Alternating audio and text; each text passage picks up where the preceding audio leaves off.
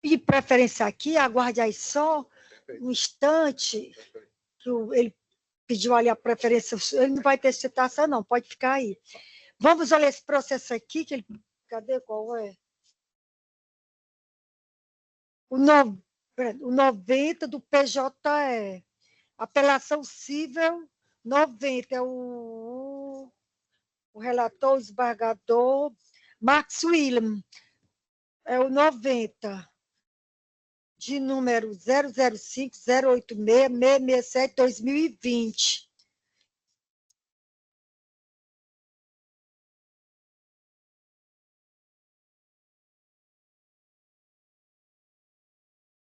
Ao desembargador relator Max William para o voto. 90, que ele pediu só preferência, eu vou só, em atenção à parte da que idade pediu, dele. né, a senhora idosa que está aqui presente, então, em atenção, a gente vai, o pedido de preferência, eu vou ler só, então, a emenda. Caso em exame. Apelação cível contra a sentença que julgou parcialmente procedente ação anulatória de exclusão extrajudicial de sócio por justa causa, cumulada com exercício de direito de retirada, proposta em razão de exclusão societária sem previsão contratual e sem observância ao contraditório e à ampla defesa. O juízo de origem determinou a retirada do autor do quadro societário e a respectiva baixa na junta comercial. O recurso questiona a omissão da sentença quanto à análise da justa causa, a apuração de haveres e a distribuição da sucumbência. Questão em discussão. Há 3 questões em discussão. Primeiro, saber se a exclusão extrajudicial do sócio pode ocorrer sem previsão contratual e sem observância ao contraditório e ampla defesa. Segundo, saber se houve a omissão da sentença quanto à análise da justa causa e da apuração de haveres. E terceiro, saber se a distribuição da sucumbência deve observar o critério da sucumbência recíproca. Razões de decidir. 3. O artigo 1085 do Código Civil condiciona a exclusão extrajudicial de sócio à previsão expressa no contrato social.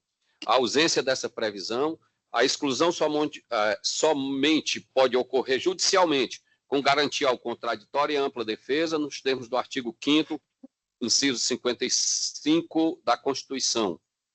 4. A exclusão extrajudicial realizada sem observância das garantias constitucionais é inválida, sendo correta a decisão que determinou a retirada do sócio por dissolução parcial da sociedade e não por justa causa. 5. Eventual prática de atos lesivos pelo sócio poderá ser objeto de ação autônoma, com instrução específica e contraditória. 6. Reconhecida a sucumbência recíproca, em razão da parcial procedência dos pedidos, especialmente quanto ao indeferimento do pedido de indenização por danos morais. Dispositivo e tese. A apelação conhecida e parcialmente provida para reconhecer a sucumbência recíproca e determinar a divisão dos ônus sucumbenciais, mantendo-se a fixação dos honorários advocatícios e suspendendo-se sua exigibilidade em relação ao autor por ser beneficiário da justiça gratuita. É como voto, senhora presidente. Ao desembargador Paulo de Tarso para o voto. Acompanhamento do volume relator, senhora presidente. Ao desembargador Lucídio Queiroz para o voto. Da mesma forma. Proclamação do resultado. A Câmara, por unanimidade, conheceu do recurso para dar parcial provimento.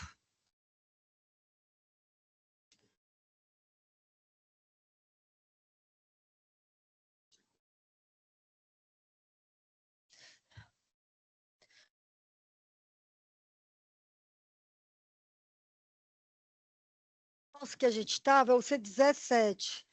O doutor Paulo Eugênio Magalhães é da parte agravante. É isso? Exato. Agravo de instrumento de número 062 471 027 2022. O relator, como eu havia dito, é o desembargador Paulo de Tarso. Dispensa a leitura do relatório, doutor. Dispensa, excelência. 15 minutos para a sustentação. Bom dia a todos. Na pessoa do eminente desembargador relator Paulo de Tarso, saúdo aos demais que compõem essa respeitável terceira Câmara de Direito Privado. Ilustre representante do Ministério Público, serventuários, os colegas aqui presentes. Excelências, a questão desse processo, o ponto central desse recurso especificamente, é mais de ordem processual do que material.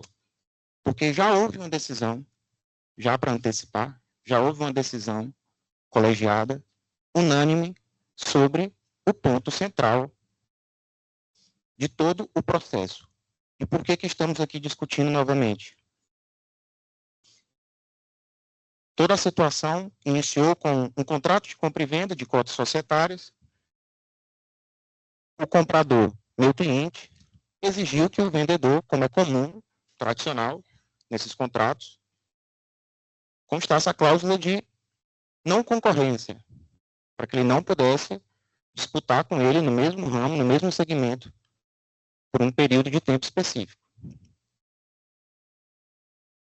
No entanto, o senhor Diógenes, que hoje é o agravante, descobriu que o agravado, que era o vendedor, abriu a empresa Numo.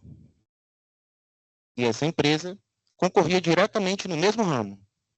Ciente dessa situação, ele ingressou com a ação, que é a ação, processo originário desse recurso, que é a ação de suspensão da obrigação do pagamento das parcelas da compra e venda, que tinha como objeto central exatamente a exceção de contrato não cumprido. Acontece que, logo depois do ajuizamento da ação, de rito ordinário, que é essa ação, paralelamente, a contraparte, o agravado, ingressou com ação de execução de título executivo extrajudicial, para cobrar os valores do mesmo instrumento. A ação de execução foi interposta posteriormente. No entanto, como houve lá a oposição de embargos monitórios, embargos de execução, perdão, ele, como bem se sabe, ele possui a natureza também de procedimento comum e de dilação probatória. Então, o mesmo objeto que foi mencionado na ação originária desse processo hoje, desse recurso, foi transposta para a discussão nos embargos de execução. A mesma matéria, com a diferença, naturalmente, das partes, porque foram duas execuções, e aqui foi uma ação do senhor Diógenes contra os dois. Na ação dos embargos à execução, ela transcorreu de maneira mais célere, teve sentença, e até pode, um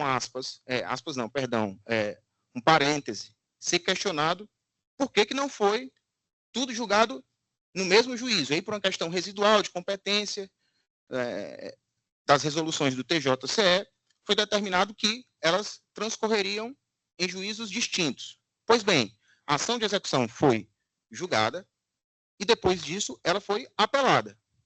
Na apelação, enquanto isso, esse processo que hoje é o que está sendo recorrido, né, no agravo de instrumento, ficou paralisado. Lá naquela ação, a mesma matéria da exceção de contrato não cumprido foi apreciada pelo tribunal.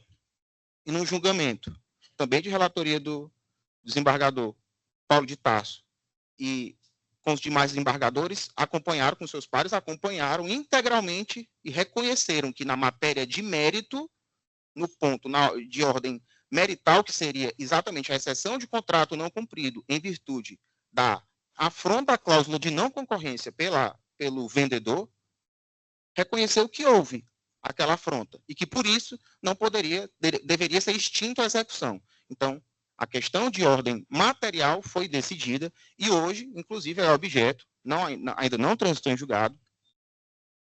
Naquele processo, já entraram com recurso especial, o recurso especial já foi inadmitido, agora entraram com agravo em RESP. No entanto, há uma grande probabilidade de também ele ser inadmitido, de ser negado segmento e negado provimento. E agora, voltando para a questão desse agravo de instrumento, até tomei o cuidado de ler o relatório e fazer um comparativo, o famoso Ctrl+F, ali que a gente, ou Ctrl+L em alguns dispositivos que você pesquisa. O que é que foi falado no relatório, o que é o objeto desse agravo de instrumento e o que era o objeto da apelação lá dos embargos à execução. E é exatamente a mesma coisa. Exceção de contrato não cumprido, se houve ou não afronta por parte do vendedor. E nessa pesquisa que eu fiz nos julgados, até tomando de empréstimo um pouco a questão do distinguish, né, foi na razão de decidir dos julgados para verificar se havia uma similitude entre os objetos. E sim, é exatamente a mesma coisa. Inclusive, lá no outro agravo de instrumento, lá na apelação, né, e no acórdão da apelação, há em pelo menos 3 oportunidades, só na ementa, fora o inteiro teor, a menção a esse processo do agravo de instrumento que a gente está hoje com o recurso.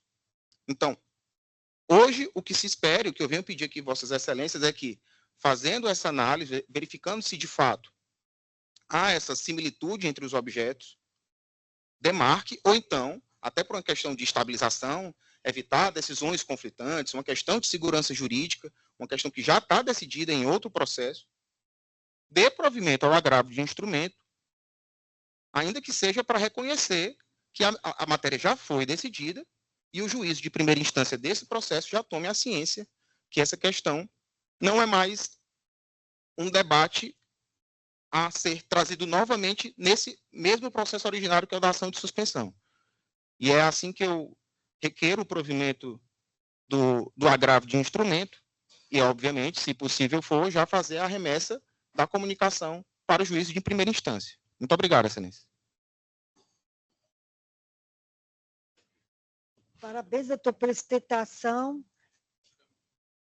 O advogado agora, Robson Halley, é da parte agravada, é isso, doutor? É isso.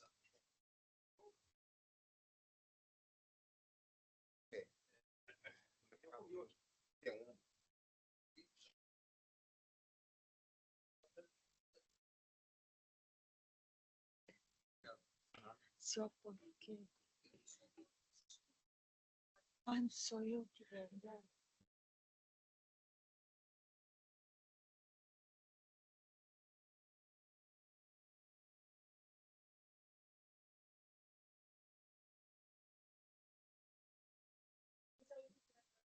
Doutor, Dispense, senhora 15 presidente. minutos para a sustentação. Só um instantinho mesmo. Só começo já.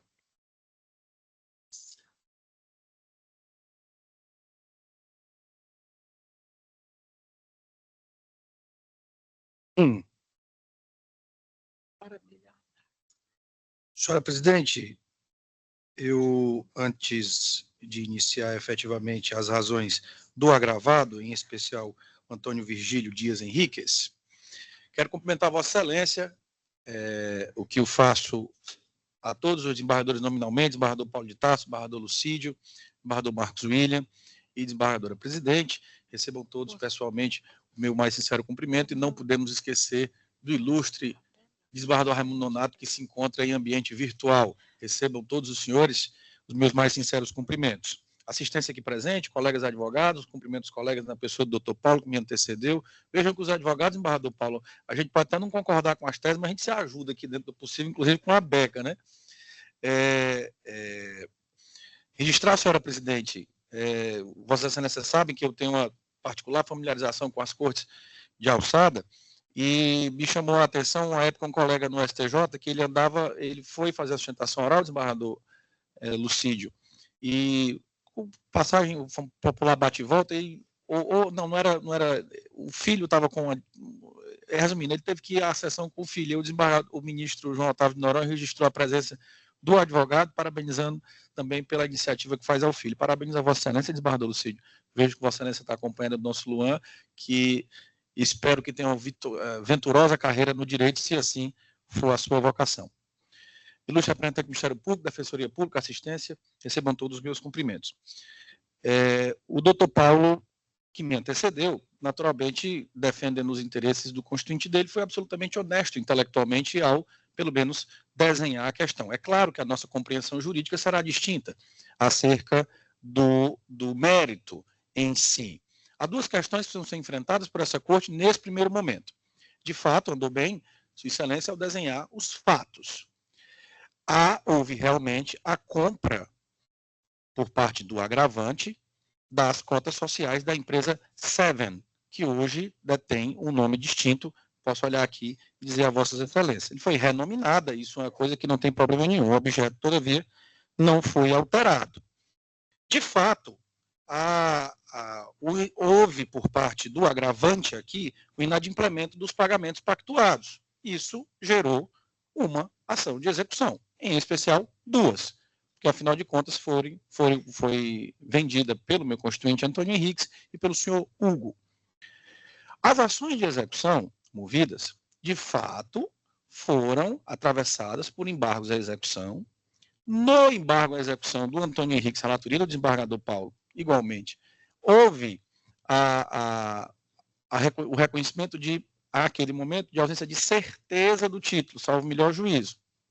Em especial porque havia uma discussão acerca das testemunhas e também merecia melhor perscrutação essa discussão acerca do não compete. É igualmente natural das operações de direito empresarial, desembargador Marcos William, que a empresa compradora das cotas imponha ao vendedor que ele não use a sua expertise para concorrer com quem acaba de comprar as cotas. Houve aqui no Ceará, do estado do Ceará, um famoso caso de uma pizzaria famosa aqui, que leva até o sobrenome do sujeito, que tem essa mesma circunstância, a cláusula de não compete.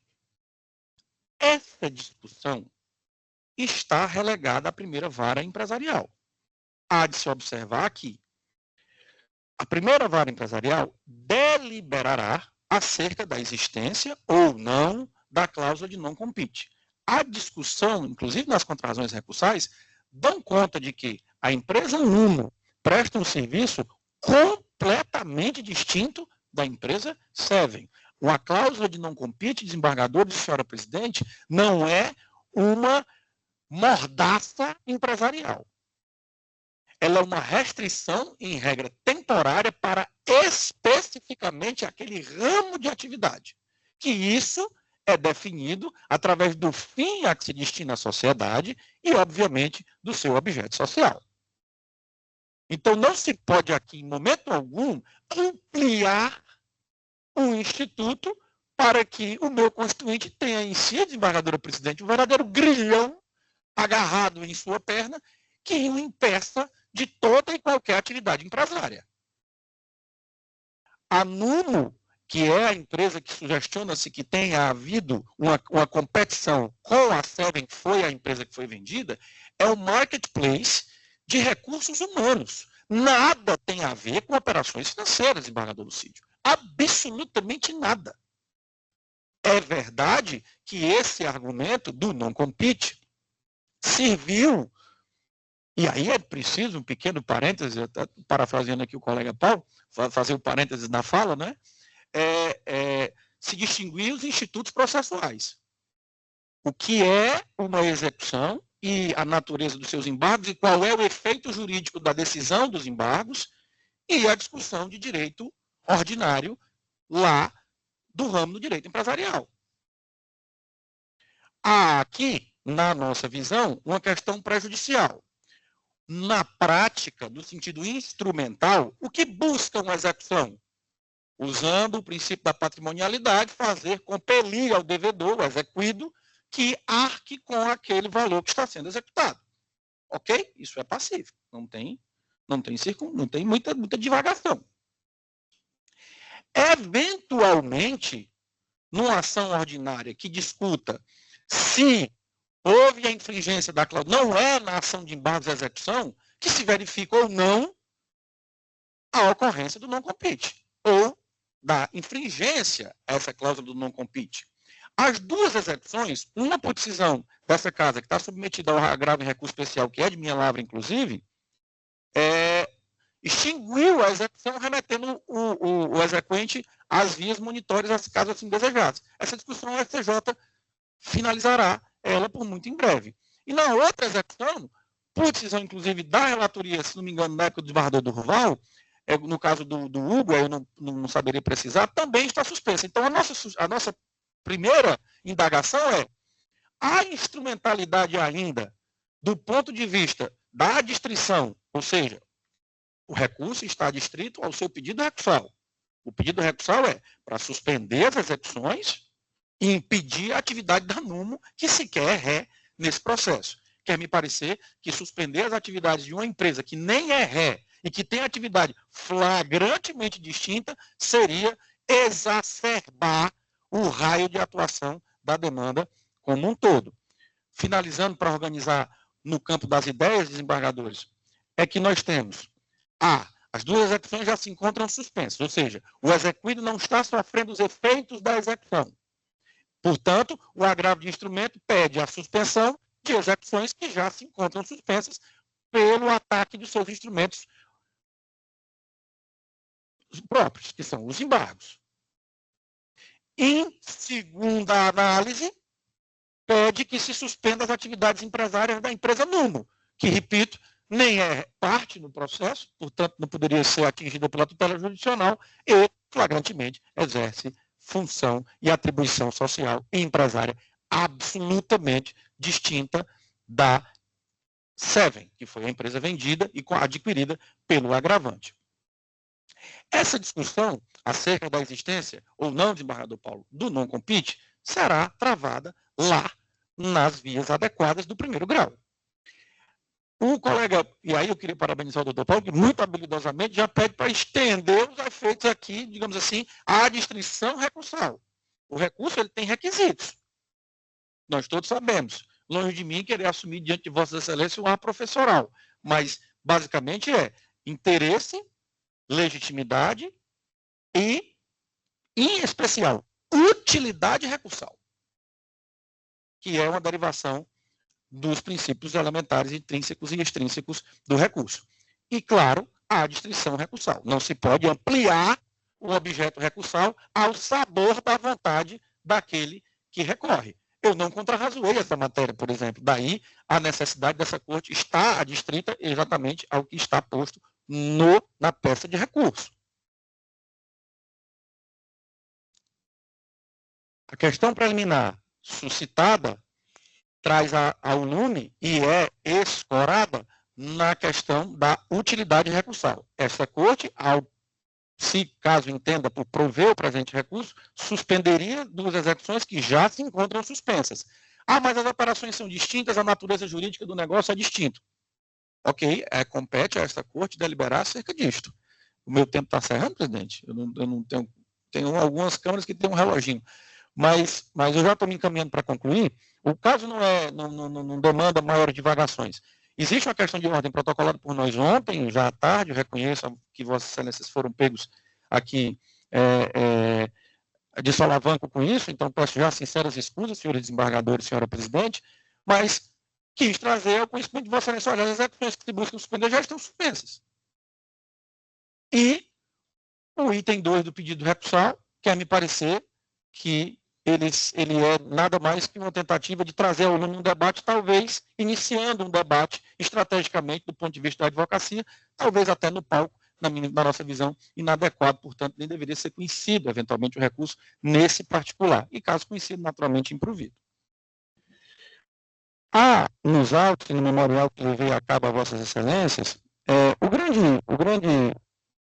eu falo sempre isso, desembargadora presidente, desembargador Paulo, com os institutos de direito administrativo. Como o direito administrativo ele tem a via regulatória, e normalmente a via regulatória ela é desconhecida, ela é juridicamente desconhecida do ponto de vista técnico, e assusta. Então, o que assusta, normalmente as pessoas se retraem.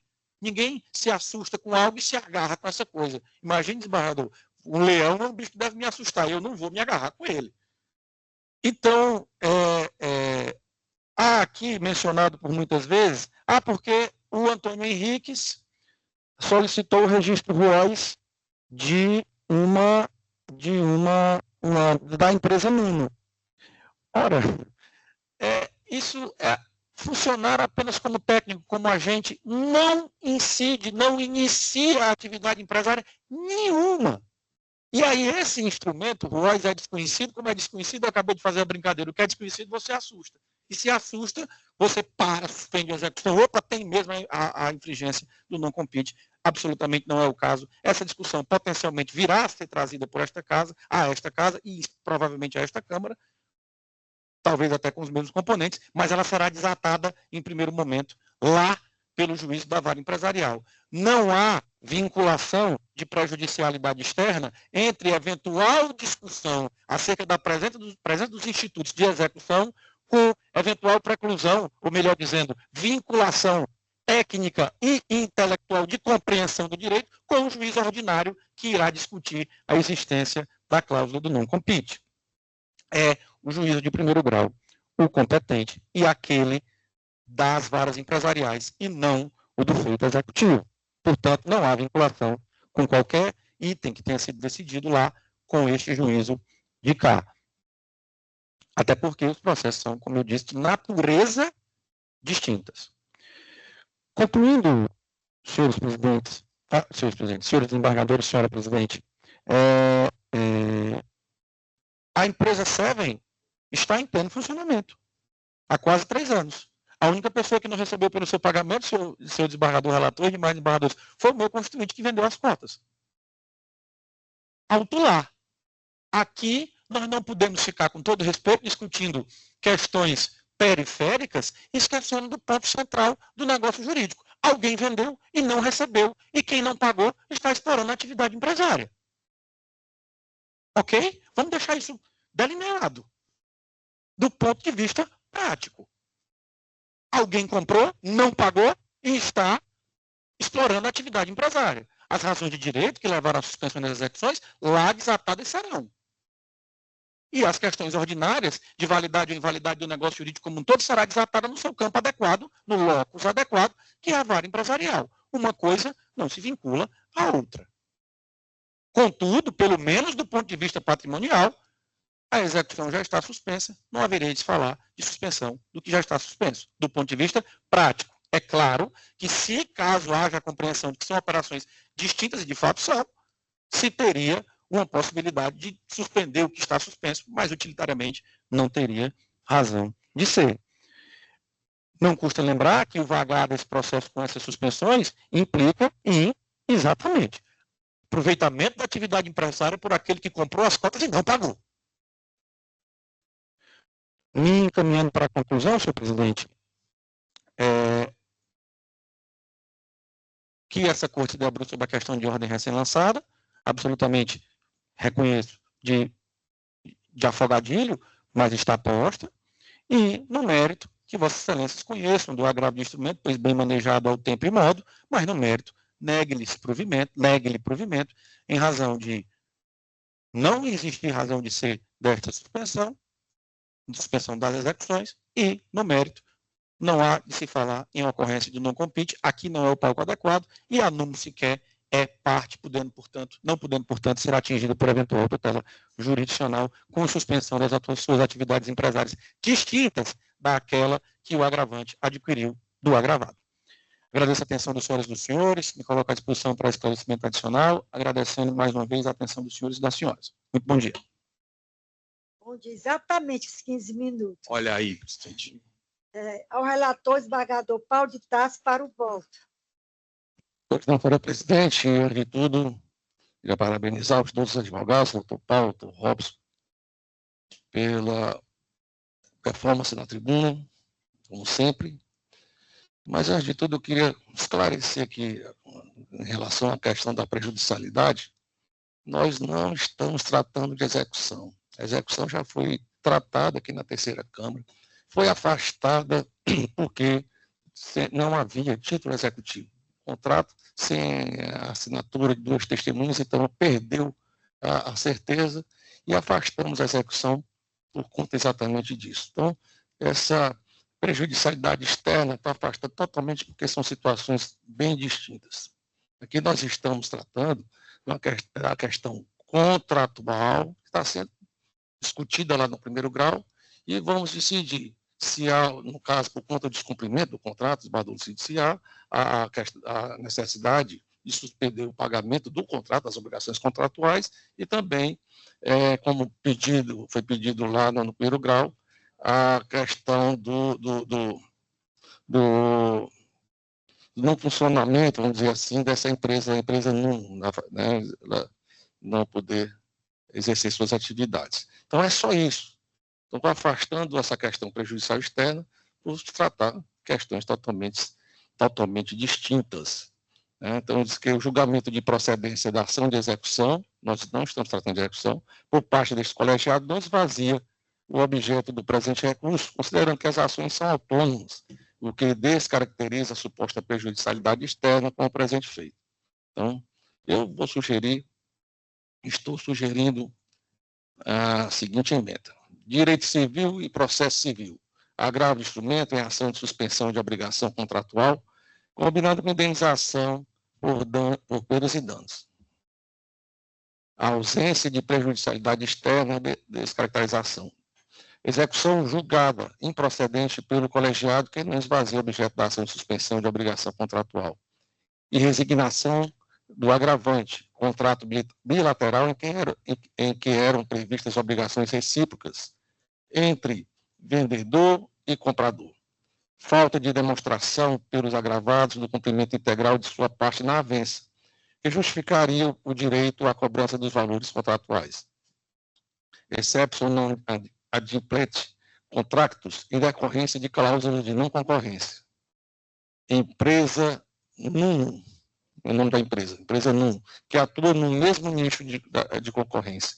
Aplicação da exceção de contrato não cumprido, suspensão do pagamento das parcelas. As parcelas do contrato, não estou falando aqui de execução de título executivo. Preenchimento dos requisitos do artigo 300 do CPC, tutela deferida até o pronunciamento definitivo do juiz acordo. Aplicação do poder geral de cautela, agravo conhecido e parcialmente provido. Eu estou reformando a decisão do primeiro grau, tão somente para suspender o pagamento das parcelas até o pronunciamento definitivo do juiz acordo em relação ao contrato questionado. É assim como eu voto, senhora presidente. Ao desembargador Lucido Queiroz para o voto. Pois não, senhora presidente, renovo os cumprimentos desta feita na pessoa dos outros advogados que aqui trouxeram, dentro da sua ótica, a matéria a ser apreciada, mas acredito que essa decisão do desembargador Paulo de Tarso, ela, vamos dizer assim, ela traz uma certa conciliação no que estava sendo trazido, e pelo que eu compreendi, inclusive o que foi sustentado aqui pelo Dr. Robson Halley, apenas ratificando, né, embora uma suspensão que já estaria em atividade. Em suspensão a ação lá de execução. Portanto, sem me alongar, eu acompanho o posicionamento do relator. Ao desembargador Raimundo Nonato para o voto. Pois não, senhora presidente, parabenizando os advogados pelas sustentações orais. Eu acompanhei, ouvi atentamente o belíssimo voto do desembargador Paulo de Tarso Pires Nogueira, e também as colocações feitas pelo nosso colega Lucídio Queiroz. Eu voto no sentido de que acompanhando o nobre relator. Proclamação do resultado. A Câmara, por unanimidade, conheceu do recurso para dar parcial provimento.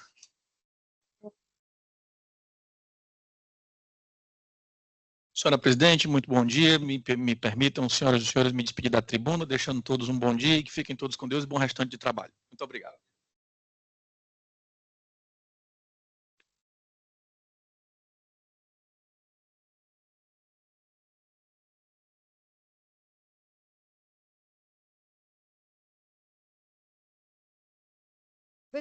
PJE, agravo de instrumento número 063, 264, 295, 2024. Relator, desembargador Max William. O advogado da parte agravante, Pedro Henrique de Araújo Cabral. Confirma, doutor? Senhor presidente, o doutor Pedro Henrique não vai fazer a sustentação, mas nós vamos baixar o show. Eu também tinha pedido por e-mail, acho que foi o segundo e-mail. Diga seu nome completo de novo para colocar aqui. Vamos Basta, Nobre o show. Feita a leitura do relatório, doutor. Excelência. 15 minutos para a sustentação.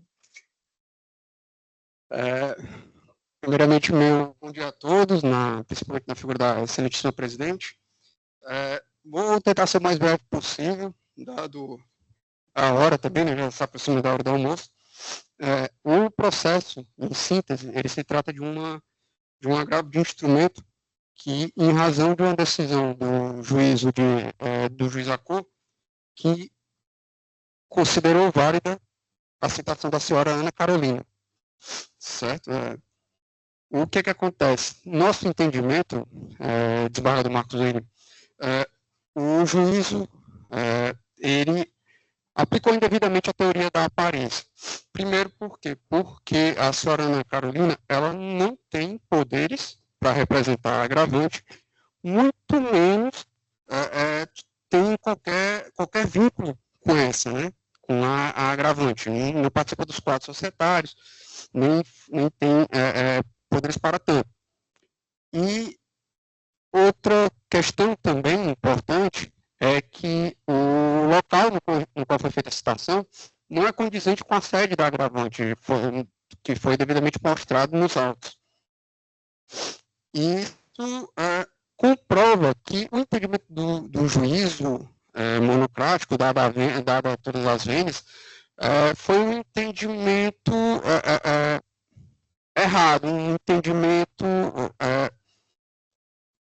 que não condiz com a realidade. A aplicação por ele do princípio da aparência não tem qualquer fundamento jurídico, né? E, para além disso, para além de aplicar o princípio da aparência, validando a citação, que no nosso entendimento é completamente nula, ele determinou o bloqueio e a penhora de bens em uma quantia de mais de R$100.000, em valores, para além do bloqueio de veículos pertencentes a essa senhora Ana Carolina, que, como demonstrado dos autos, não tem qualquer vínculo com a empresa agravante.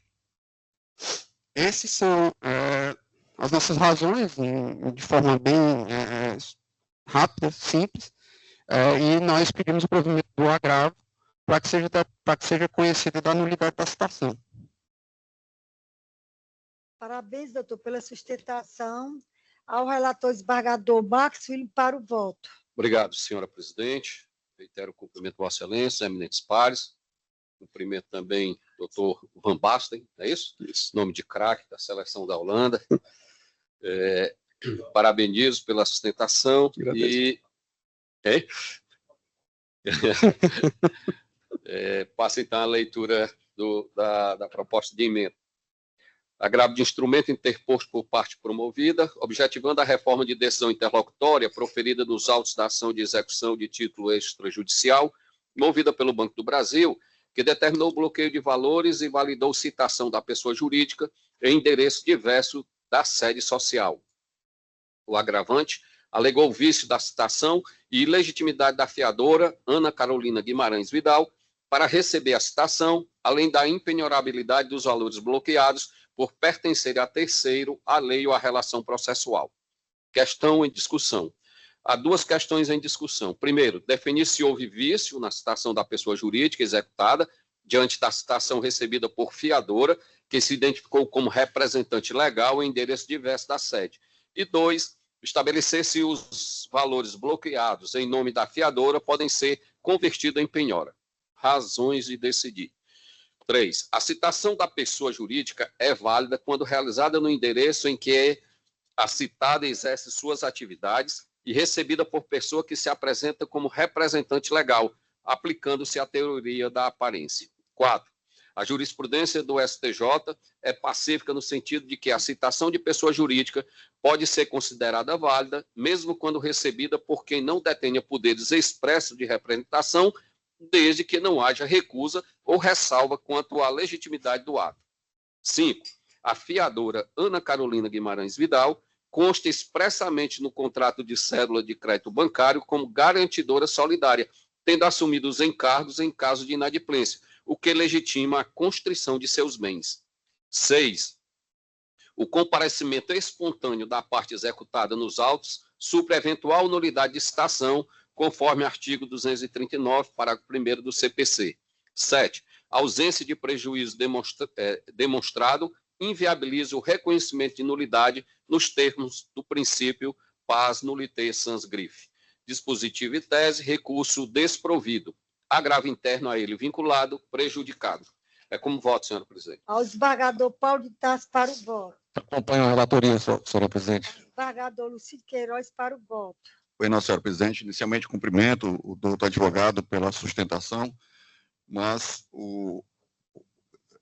achei, quando eu li o voto de Vossa Excelência, né, desembargador Monte, essa questão do comparecimento, né, espontâneo da parte aos autos, doutor, põe por terra exatamente o argumento dessa citação, mesmo que não tivesse sido, essa situação talvez tivesse sido suprida. Então, pedindo vênia aos seus argumentos, eu acompanho o relator. Proclamação do resultado. A Câmara, por unanimidade, conheceu do recurso para negar provimento. Agravo interno prejudicado. O processo do agravo interno se encontra... É um só. Obrigado, bom trabalho a todos. 123, 123, do desembargador Lucídio Queiroz, relator. É uma apelação de número 025-837-822-2020. A doutora Luci Fátima Estanqueiro, da parte apelante. A outra parte também vai sustentar? Mas estão presentes os outros advogados Gessé, Marcelo e Marcelo Mota. Certo. Pronto, doutora. 15 minutos para a sustentação. Dispensou o relatório? Penso, Excelência. Boa tarde. Quase boa tarde, né? Bom dia a todos. Meus cumprimentos, excelentíssimo senhor relator, presidente, demais integrantes, advogados que me acompanharam nessa tribuna. Falo aqui em nome dos apelantes, o Dr. Nelson Williams Trattoni Rodrigues, a Sociedade de Advocacia com matriz em São Paulo e a sua filial aqui no Ceará, e da Sociedade Nelson Williams também com matriz aqui no Ceará. Basicamente, é uma ação de apuração de haveres que o Dr. Rodrigo Otávio, que foi sócio da Sociedade Nelson Williams, advogados ajuizou contra a sociedade com matriz aqui no Ceará. Ambos eram sócios, o Dr. Rodrigo com 30% das cotas patrimoniais da sociedade, o Dr. Nelson Williams com 70%. Pois bem, a relação durou diversos anos, até um determinado momento que as partes não tiveram mais interesse em manter a relação societária, houve a quebra da fé de societatis, enfim, o que é comum, né, esses desentendimentos numa relação societária. O Dr. Rodrigo Otávio, ele manifestou o seu direito de retirada da sociedade lá por volta do ano de 2010, antes mesmo de manifestar o desejo de retirada da sociedade com matriz aqui no Ceará, ele também manifestou o direito de retirada unilateral da sociedade com matriz lá em São Paulo. As obrigações foram quitadas, enfim, ocorreu tudo normalmente. Infelizmente, em relação à retirada dele aqui da sociedade no Ceará, as partes não conseguiram entrar no consenso daquilo que se entendia como devido de apuração de haveres. Pois bem, o Dr. Rodrigo Otávio, então, que participou, né, da elaboração da cláusula do contrato social, resolveu fazê-la cumprir como já estava ali escrita. A cláusula do contrato social, que foi redigida tanto pelo Dr. Rodrigo Otávio como pelo Dr. Nelson Williams, lá em meados de 2010, previa que caso qualquer dos sócios tivesse algum desentendimento relacionado a haveres, ou enfim, o que fosse, a discussão seria submetida a um tribunal arbitral instaurado na OAB do Ceará. Essa informação é muito importante, porque o Dr. Rodrigo Otávio, ele é advogado militante paranaense, possui uma sociedade de advogados no Paraná, então ele tinha ali plena ciência, ambas as partes, que à época, em 2010, ainda nem existia um tribunal arbitral na OAB aqui do Ceará, o que de toda forma nunca impediu que o litígio fosse resolvido por outro tribunal arbitral. Pois bem, o Dr. Rodrigo Otávio, ele então pediu perante a OAB do Ceará a instauração de um procedimento de infração ético-disciplinar contra o Dr. Nelson Williams para que fosse julgado os seus haveres.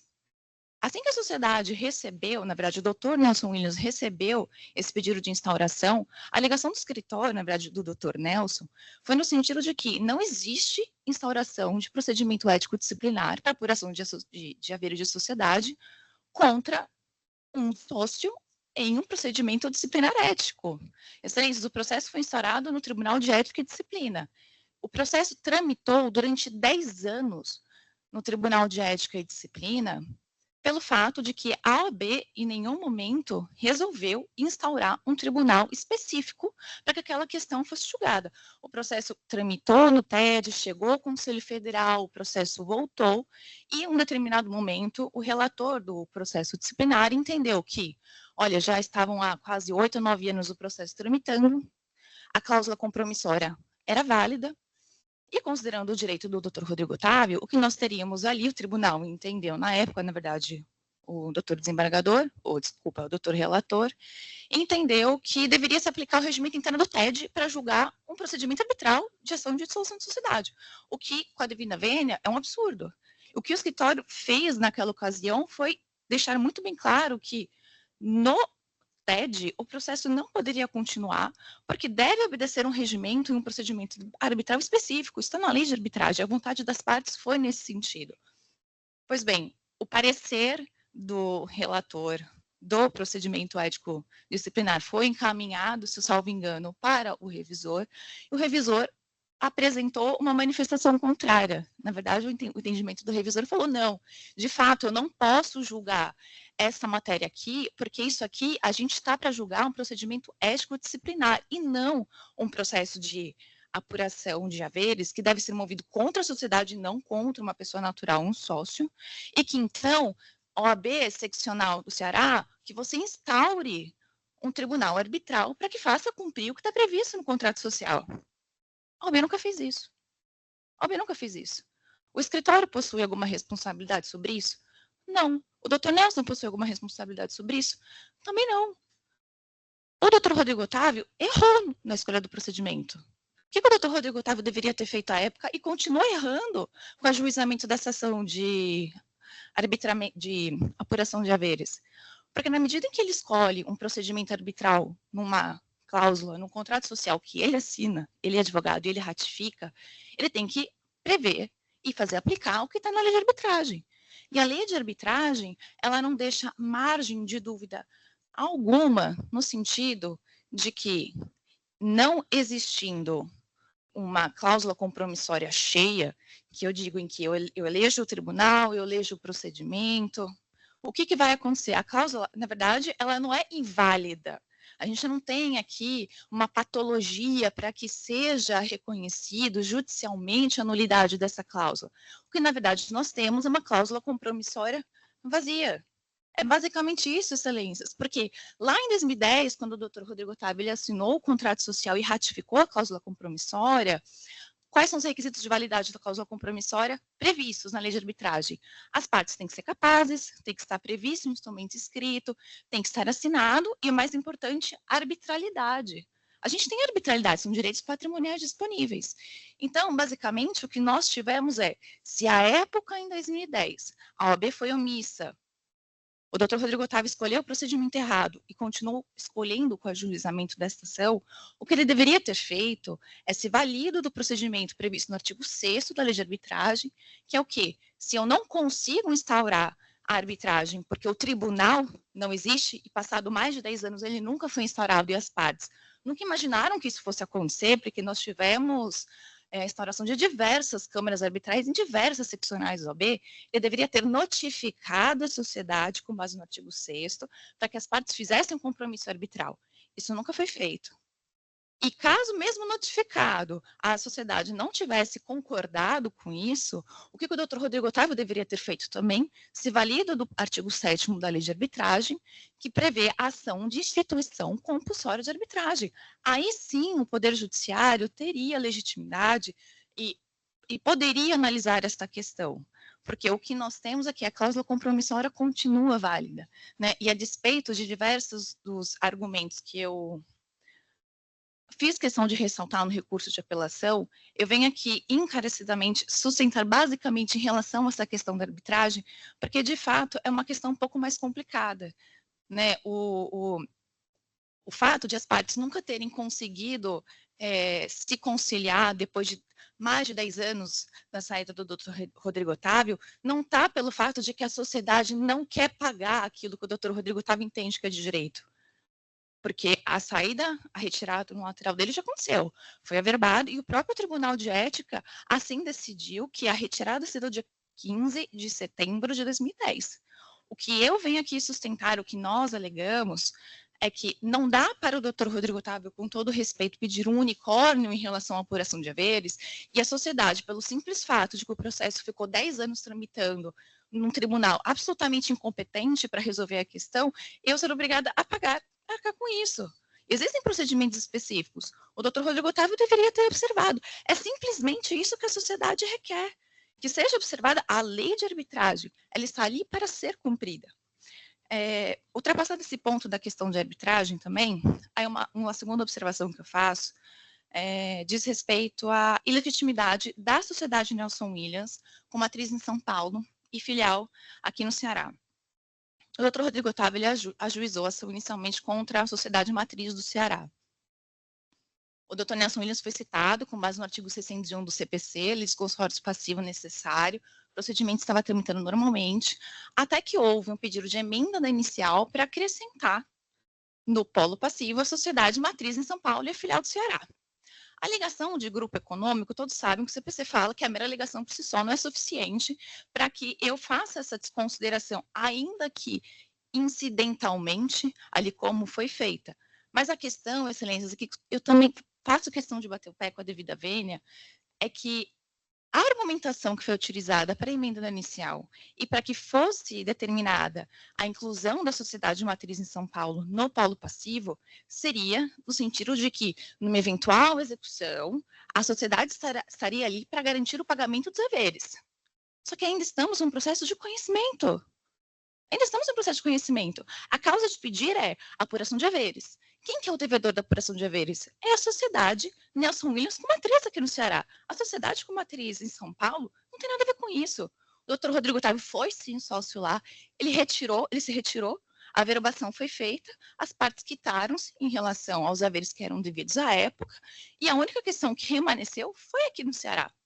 Porque o doutor Rodrigo Otávio pede um valor e o escritório discorda absolutamente. E aí temos litígio, para isso existe procedimento. Então, o escritório também encarecidamente, e aqui eu falo em nome dos meus clientes, pede para que essa questão da inclusão da sociedade matriz em São Paulo e a respectiva filial seja analisada, porque nós temos aqui como se fosse um falso incidente de desconsideração e uma fase de conhecimento em que a causa de pedido não tem nada a ver com a sociedade matriz em São Paulo.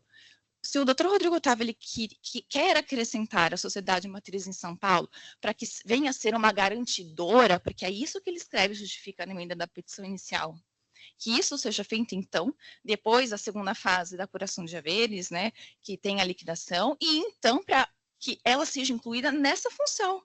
Agora, o pedido do doutor Rodrigo Otávio foi apuração de haveres. O que consignou-se expressamente na sentença é que a sociedade deveria, então, fazer a respectiva apuração de haveres. A sociedade matriz em São Paulo não tem nada a ver com isso. Absolutamente nada. Os demais pontos, prescrição e decadência, entendo que estão suficientemente demonstrados nos autos. Então, eu agradeço a atenção a todos e muito obrigada. Parabéns, doutor, pela sustentação. No caso, aí o Marcelo Mota, que vai falar, o advogado.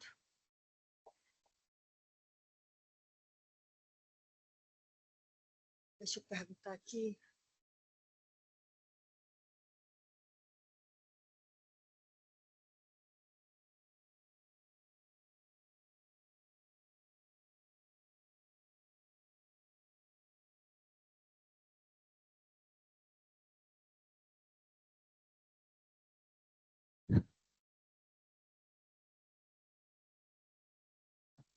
Doutor, o tempo de 15 minutos vai ser dividido entre os dois advogados?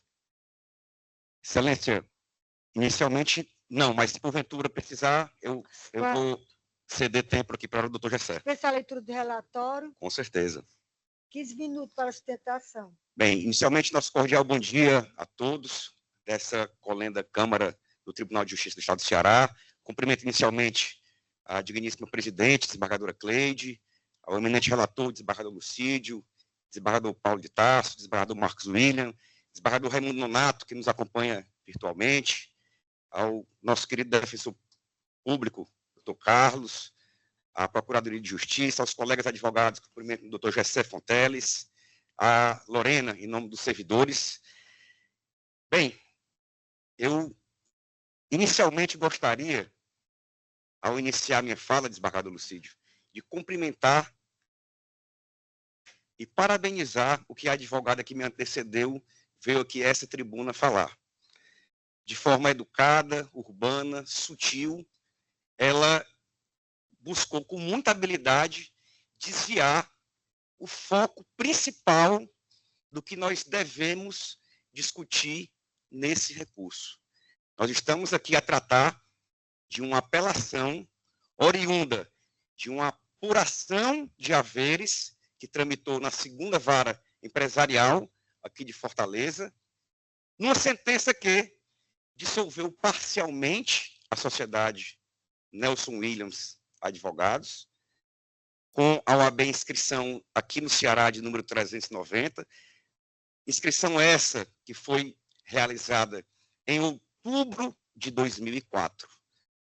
Esse sonho idealizado entre o ora apelante Nelson e o ora apelado Rodrigo Otávio, ele nasceu com a intenção de fazer aqui em Fortaleza, terra próspera, uma sociedade de advogados, para que esse escritório especificamente atuasse no eixo norte e nordeste.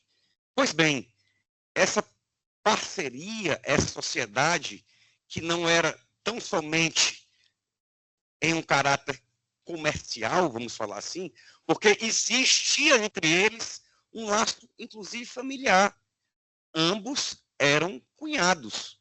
Ou seja, existia, desembargador Paulo, uma ambiência de confiança, uma ambiência realmente de que a advocacia do escritório pudesse prosperar. E ela prosperou e prosperou muito. Até ao ponto que, passados 6 anos, com muito esforço do doutor Rodrigo Otávio, ora apelado, ele, depois de inúmeras humilhações, depois de inúmeras assintes e realmente de pancadas no próprio exercício profissional por parte do senhor Nelson, decidiu, no dia 28 de outubro de 2010, ou seja, há praticamente 15 anos, endereçar ao senhor Nelson um pedido de retirada da sociedade, que, como é sabido, de acordo com o artigo 605, inciso 2 do CPC, tem sua validade postergada a 60 dias. Pois bem, lá se esperava, com essa notificação, 2 coisas, presidente. Primeiro, a apuração de haveres, porque quem diz isso não sou eu, é a legislação. E segundo, com essa apuração de haveres, o pagamento das respectivas cotas sociais. Isso representa nada mais, nada menos do que alimentos, do que honorários, do que quase uma década de trabalho e trabalho árduo por parte do senhor Rodrigo. Sabe qual foi a resposta? Nenhuma. Falou-se muito aqui, na sustentação que me antecedeu, de que o senhor Rodrigo deveria ter feito isso, deveria ter feito aquilo, deveria ter caminhado pelo lado A ou B. Desembargador Marcos Williams, sabe qual é a verdadeira história? É que deveria o senhor Nelson Williams ter pago a apuração de haveres ao senhor Rodrigo Otávio. Vamos colocar aqui as coisas de forma bem claras. Não houve o pagamento do que o senhor Rodrigo Otávio tinha direito. Houve a notificação, esperou 60 dias e nada. Com isso, mais uma vez, humilhado, ele foi realmente cumprir, e é verdade o que também foi falado aqui, a cláusula compromissória. Existia no contrato social uma determinação de se ir à OAB do Estado do Ceará para dirimir qualquer desavença societária. E assim, com a ausência, de novo, com a ausência de resposta, foi-se buscar, junto à Casa da Advocacia, que é a OAB, que tive muita honra de presidir aqui no estado do Ceará, a solução desse litígio interna corporis. Passados mais de 9 anos, eu estou falando 9 anos, a OAB, depois de todo esse trâmite, obedecendo, inclusive ao provimento que diz respeito a isso, o provimento 112 de 2005, a Ordem dos Advogados emite um parecer final, dizendo, olha, infelizmente, nós não alcançamos a maturidade técnica para poder entregar aos 2 advogados a solução do litígio. Então, a palavra final, depois de ir ao Conselho Federal da Ordem dos Advogados do Brasil, aqui para a seccional cearense, foi nesse sentido. Aí, peço uma especial atenção de Vossa Excelência para, de novo, ousar discordar do que já foi dito aqui. Quer dizer que sociedade desfeita após inúmeros ataques pessoais, passam-se quase 10 anos, não é pago 1 centavo sequer, e aí a OAB diz, olha, senhor Rodrigo Otávio, ora apelado, o senhor não tem aqui guarida da instituição, porque nós temos condição técnica de fornecer essa arbitragem. Qual foi a atitude do senhor Rodrigo? Se ele já foi diligente antes, não poderia perder o prazo essencial que estabelece a nossa legislação para poder ajuizar e buscar o socorro do Poder Judiciário, já que nós sabemos que é pacífico no Superior Tribunal de Justiça, quando existe uma cláusula patológica, como é o caso dessa arbitragem, de se socorrer do Judiciário. E assim foi feito. Foi ajuizada em 14 de outubro de 2020, antes do prazo prescricional que é alegado em sede de apelação pelo senhor Nelson Williams. Para quê? Para que fosse garantido o desembargador Lucídio esse direito que vinha sendo escorraçado já há 10 anos. Tramitou-se o processo, inicialmente numa vara civil, por distribuição de modificação de competência, foi para a vara empresarial, e na vara empresarial, o magistrado de piso foi extremamente técnico, correto, enfrentou todas as preliminares, preliminar de prescrição que não existia, a decadência, talvez se fale, com todo respeito, talvez seja a decadência moral por não pagar o que é devido ao senhor Rodrigo Otávio. Se confundiu muito aqui, dizer, não é o grupo econômico, é sim, não existiu quitação por parte do senhor Rodrigo Otávio na sociedade de São Paulo, até hoje isso é discutido, e eu não vou me tecer aqui a detalhes, porque é um outro processo, mas o fato é que eu estou aqui hoje buscando dizer que o grupo econômico ele existe. E, curiosamente, e aqui eu me pergunto, porque não sei explicar qual a razão do senhor Nelson Williams ter 2 inscrições aqui no Ceará, porque a legislação só permite uma, e ele tem 2.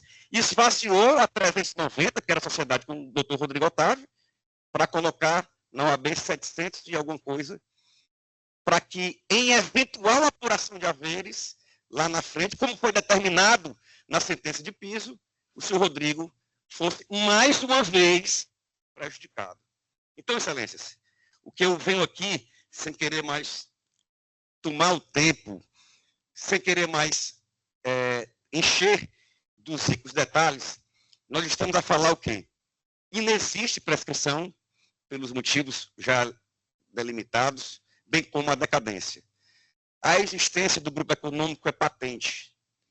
E essa cláusula compromissória, diferentemente do que vem sendo argumentado no processo pela parte ora apelante, e aqui nessa tribuna, pela doutora Lucy, que me antecedeu, não restou alternativa ao senhor Rodrigo, senão o desembargador relator, Lucídio Queiroz, a se valer do judiciário para, quem sabe, e eu tenho muita fé que isso acontecerá, que ele venha a ser apurado, como foi determinado em sentença, a nomeação de perito para apuração de haveres em fases posteriores, que esse pagamento das cotas, que são, repito, honorários, matéria alimentar, sejam feitas. Então, para concluir, o nosso pedido é que, em conhecendo a presente apelação, a mesma seja integralmente desprovida. E aqui, nós adicionamos, no curso do processo, um pedido de litigância de má-fé. E eu queria deixar bem claro, eminente desembargador, qual foi a razão disso. Se observarmos o que foi dito no processo administrativo dentro da OAB durante 9 anos, a sociedade, nós unimos, dizia: o foro adequado é o judiciário. O foro adequado é o judiciário. Agora ele diz: o foro adequado é a OAB. Ou seja, se utilizando da própria torpeza para se beneficiar. Então, nós adicionamos um pedido aí de litigância de má-fé, renovando. Sei que aqui se discute exclusivamente a questão do não pagamento, de não apurar haveres e de não pagamento das cotas, que são, de novo, patentes, que é um direito claro, evidente, do ora apelado, razão pela qual requeiro mais uma vez o desprovimento da apelação. Muito obrigado. Parabéns, doutor, pela sustentação. Ao relator, desembargador Lucídio Queiroz, para o voto. Pois não, senhora presidente. Mais uma vez, renovando aqui os cumprimentos, especialmente dirigidos à doutora Lucy Estanqueiro, né, advogada que esteve lá na nossa sala ontem, né, conversando, e também ao doutor Marcelo e o doutor Gessé também estiveram da mesma forma despachando, evidentemente, cada um com seu olhar, o seu prisma em relação a essa demanda. E quando eu me deparei com esse processo, essa ação, a primeira coisa que me veio foi um sentimento, eu não vou dizer de tristeza, mas um sentimento de decepção de uma demanda envolvendo 2 advogados ter que vir para o Poder Judiciário, quando nós temos uma entidade que eu tenho um respeito absoluto, que é a OAB, né? E que poderia e deveria essa matéria ter sido esgotada, primeiro, dentro do contexto de um diálogo, nós estamos tratando aqui de pessoas que, inclusive, foram, que não se desfaz, mas foram parentes próximos, tiveram um relacionamento familiar, né, de convivência, casado com a irmã de não sei, acho que o doutor Nelson foi casado com a irmã do doutor Rodrigo, acho que foi assim. Enfim, e com essa, eu às vezes eu brinco o seguinte: ninguém é obrigado a ficar nem casado, quanto mais sócio de uma empresa. E exercendo, até conversava com a doutora Lucy ontem, é um direito potestativo que não se discute. Eu não desejo mais, eu não sou casado, não quero mais estar casado, não sou sócio, não quero mais estar sócio, e não se discute essa situação. E nessa situação, infelizmente, não houve essa solução de forma amistosa, num diálogo, desembargador Paulo, um diálogo que poderia ter sido, né, ali, conversando, a gente sentar aqui, vamos discutir, é isso, é aquilo, parará, se ajusta. A matéria foi levada à OAB, eu saí procurando o processo, inclusive, quantas vezes o procedimento da OAB foi para, suspende, troca, não sei, foram 12 movimentações, eu vi lá no processo, né, dentro que eu tenho muito respeito, que foi a OAB, e se prolongou aí durante 9 anos, os 2 ilustres advogados aguardando uma decisão da OAB. E, no final, o que se concluiu era apenas sugerindo que fosse criado, fosse feito aquilo, fosse feito... Enfim, nada foi decidido na casa que deveria a matéria ser tratada, que é exatamente a OAB seccional Ceará. E quando estava, como foi colocado aqui pelo doutor Marcelo, isso é verdade, quando se estava chegando ao esgotamento do prazo, né, e aí sim haveria um prejuízo irremediável, E diante dessa, eu não vou usar nem a palavra omissão, que eu acho que eu estaria sendo deselegante com a AB. Mas uma desatenção em não estabelecer o tribunal ou a comissão, seja qual for, né, de arbitragem, o doutor Rodrigo se viu praticamente obrigado a procurar o Poder Judiciário, sob pena dele ter o direito dele atingido, contaminado pelo Instituto da Prescrição. E aí começa uma segunda discussão, que é o processo judicial. E como a doutora Lucy colocou, é uma matéria muito simples que nós temos para apurar. São só os haveres de uma sociedade que foi desfeita pelo exercício regular do direito de não querer mais estar sócio desse escritório, desse respeitado escritório. Eu até brinquei, eu falei com a doutora Lucy, o Luan, meu filho, né?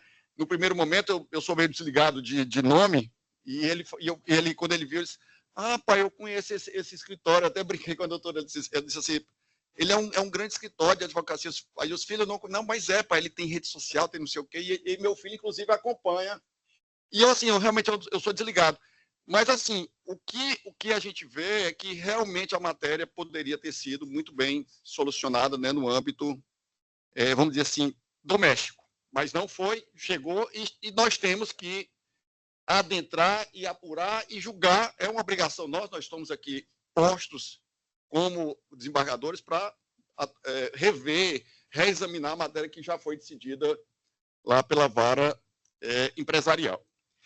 E a doutora Lucy, a senhora falando, eu estava anotando aqui, doutora Lucy, as questões que a senhora traz, que seria essa discussão de cláusula vazia, cláusula cheia, está no meu voto. Em relação aos institutos de prescrição e decadência, também estou analisando dentro no contexto do voto. A questão da ilegitimidade do escritório de São Paulo também é objeto da minha análise. E um ponto que a senhora traz aqui, que eu também trago à discussão, não é o incidente de desconsideração da pessoa jurídica. O que, na verdade, que se tem aqui é a discussão quanto à existência de um grupo empresarial. Empresarial no sentido de envolvimento. E eu andei dando uma estudada, e o doutor Nelson, ele é sócio de todos esses escritórios. Então, eu não tenho como me afastar da questão do grupo econômico nesse contexto para uma possível apuração desses haveres. Enfim, o meu voto é pelo conhecimento do recurso.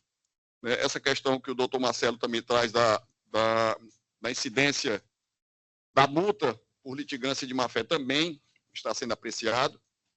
Em relação o senhor me pediu nas suas contrarrazões, doutor Marcelo, a questão dos honorários, mas não houve imputação de honorários no primeiro grau, e, portanto, por se tratar, o senhor usa o argumento do parágrafo 11, não há como aplicar porque não houve incidência. Tá, então, não houve discussão, aí o senhor vai discutir numa ação autônoma, seja lá como for. Mas eu não tenho como apreciar porque não houve estabelecimento de honorários no primeiro grau. E a emenda, vou fazer a leitura da emenda, é um voto longo, mas logo mais vossas excelências terão o conhecimento integral. Apelação cível, ação de apuração de haveres, dissolução parcial de sociedade advocatícia, cláusula compromissória, impossibilidade de instauração de juízo arbitral, ineficácia configurada, prazo prescricional decenal, observância, grupo econômico configurado, responsabilidade solidária, legitimidade passiva das CORRES, mantida, recurso conhecido e não provido. E, como eu disse para Vossa Excelência, logo mais eu estarei disponibilizando integralmente o voto, e, evidentemente, se não vai agradar, né, não vai agradar, ninguém consegue agradar, e assim nós apreciaremos qualquer outro tipo de questionamento. Como voto, senhora presidente? Ao desembargador Raimundo Nonato para o voto. Pois não, senhora presidente, parabenizando aí os nobres advogados e reconhecendo pelo voto do desembargador Lucídio e pela argumentação que foi trazida, as argumentações que foram levadas a cabo aqui pelas partes, a gente nota que a causa não é tão simples, não é tão fácil de resolução. E eu concordo plenamente que a questão aqui é complexa. E outra coisa, nós estamos hoje para julgar mais de 160 processos, né? Então, não tem condição de um processo complexo deste. Eu recebi ontem, foi disponibilizado ontem, quase que no final da tarde, o voto, porque o desembargador Lucílio estava ainda trabalhando no seu voto, no seu acordo, né? De sorte que eu peço venhas ao relator para pedir vista e analisar com mais vagar, com mais calma. Pedido concedido. Vamos próximo. Excelências, mais uma vez, boa tarde. Desejo aí um excelente dia. Muito obrigado mais uma vez.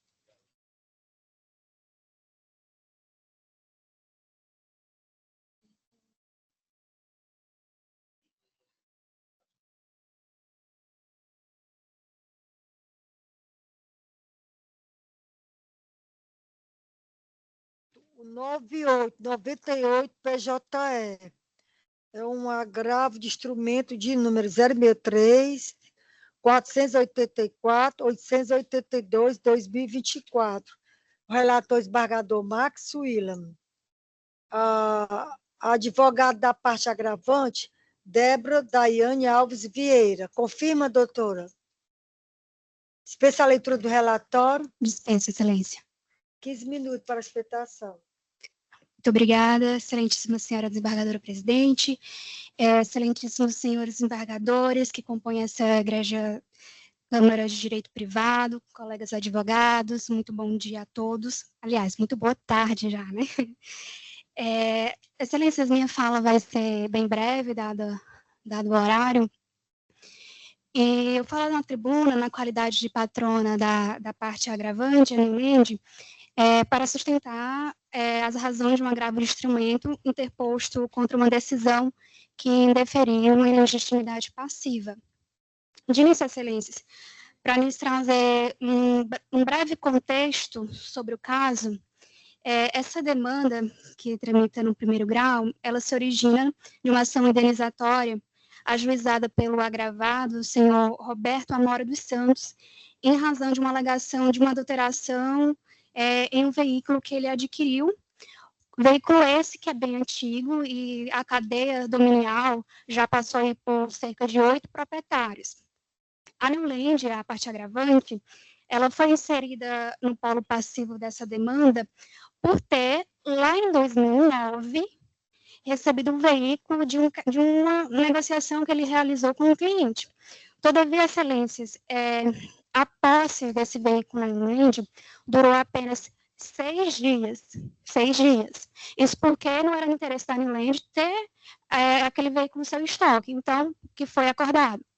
A gente recebe seu veículo, esse conjunto com o cliente, mas a gente vai repassar aqui esse veículo a uma outra empresa, que no caso é uma empresa logista chamada RA, porque não era de interesse ter aquele veículo em seu posse. Então, durante 6 dias, esse foi o marco temporal que esse veículo permaneceu na posse da concessionária. A RA, só para trazer um breve contexto, desses 8 proprietários, a RA foi a 6ª proprietária desse veículo. Em que pese a agravante ter sido incluída no feito, excelências, entendemos que a concessionária aqui não tem legitimidade para estar no polo passivo da demanda. Isso porque não foi a concessionária que vendeu o veículo para um agravado. E segundo, porque o bem, quando esteve na posse da Newland, ele não tinha nenhum indício de adulteração. Prova disso, excelências, inclusive, é o laudo de vistoria lá do Detran, que foi juntado nos autos e atestou a regularidade na ocasião daquela vistoria em que foi realizada a transferência. Ademais, excelência, essa suposta adulteração que é alegada pelo agravado, ela foi identificada anos depois da saída do veículo na Newland, quando o bem já havia sido transferido até o 8º proprietário.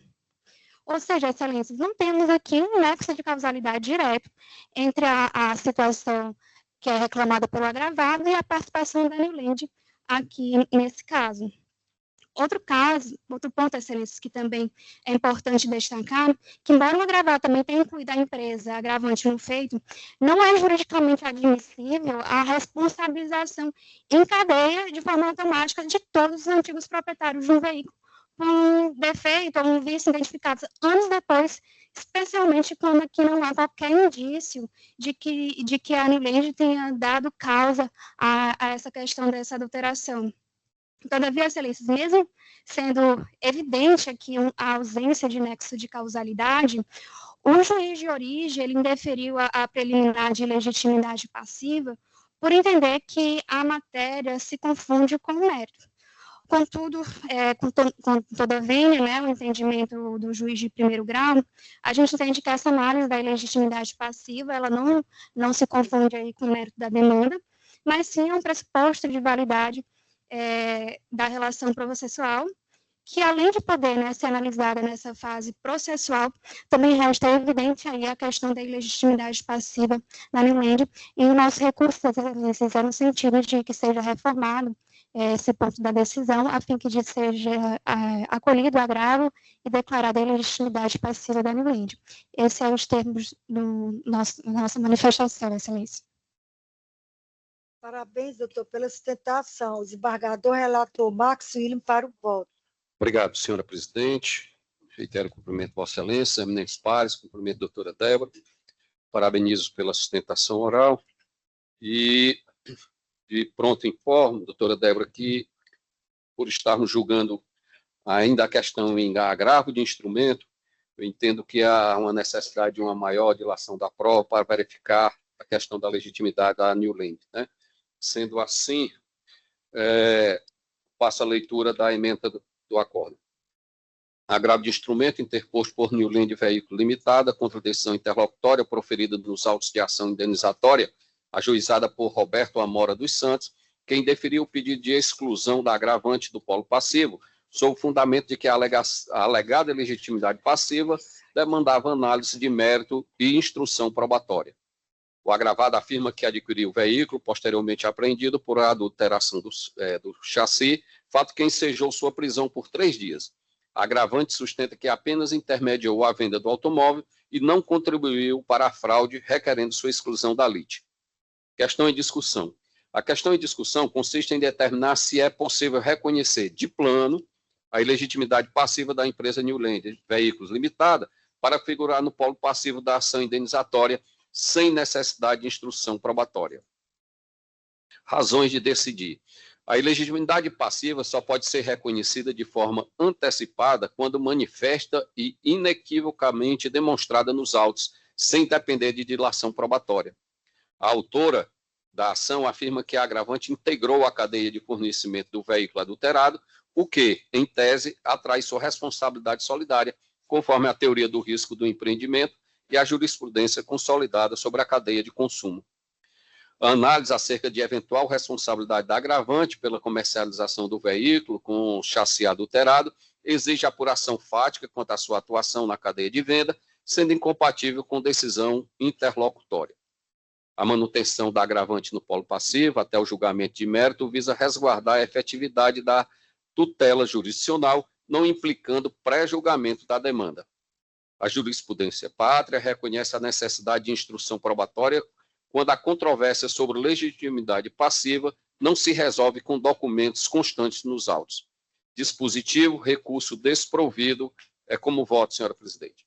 Ao desembargador Paulo de Tarso para o voto. Senhor desembargador relator, se esse carro tivesse sido retirado zero lá da Newland e feito a vistoria, aí eu ficaria calado e já poderia reconhecer a legitimidade de logo. Mas não, né? Esse veículo chegou usado no pátio da Newland, não é isso? Então, realmente, é muito cedo ainda para poder se reconhecer a elegibilidade passiva. Acompanho integralmente Vossa Excelência. O desembargador Luci Queiroz para o voto. Também cumprimentando a doutora advogada, mas eu também tenho o mesmo posicionamento e acompanho o relator. Proclamação do resultado. A Câmara, por unanimidade, conheceu do recurso para negar provimento. Agradeço a atenção de todos. Excelente dia.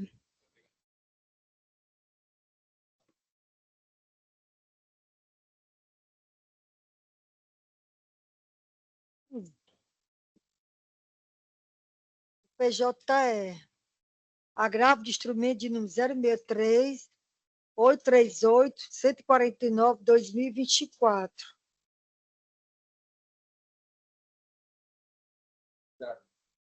O advogado Rodrigo Benevides Azevedo. Doutor, antes de iniciar, o meu voto provisório foi não conhecimento do recurso de agravo de instrumento, agravo interno prejudicado. Pretende fazer a sustentação? Não. Direito do consumidor, agravo de instrumento, ação de repactuação de dívidas, ausência justificada da instituição financeira credora em audiência de conciliação, apesar de regularmente intimada, suspensão da exigibilidade de créditos, alegação de ausência de abusividade dos juros, inovação recursal, matéria não apreciada no juízo de origem, não conhecimento do recurso de agravo de instrumento, agravo interno prejudicado como voto. Ao desembargador Marcos Filho para o voto. Acompanhe o voto, Vossa Excelência, senhor presidente.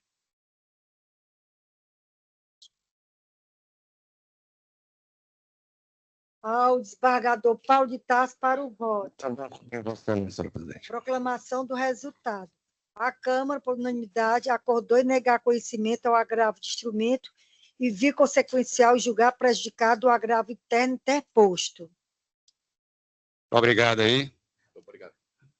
presidente. Cumprimento a todos aí. Boa tarde. Tá. Boa tarde já.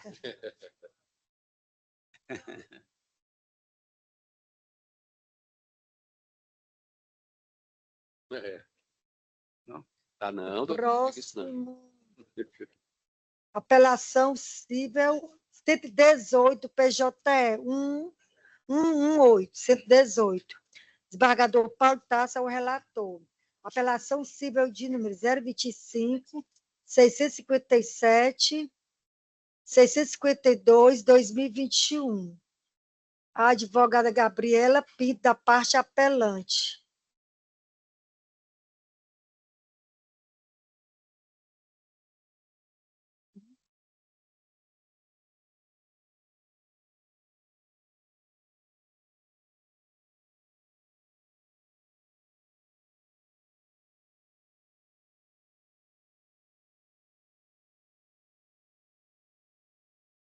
Vamos aguardar só o desembargador Lucídio Queiroz voltar?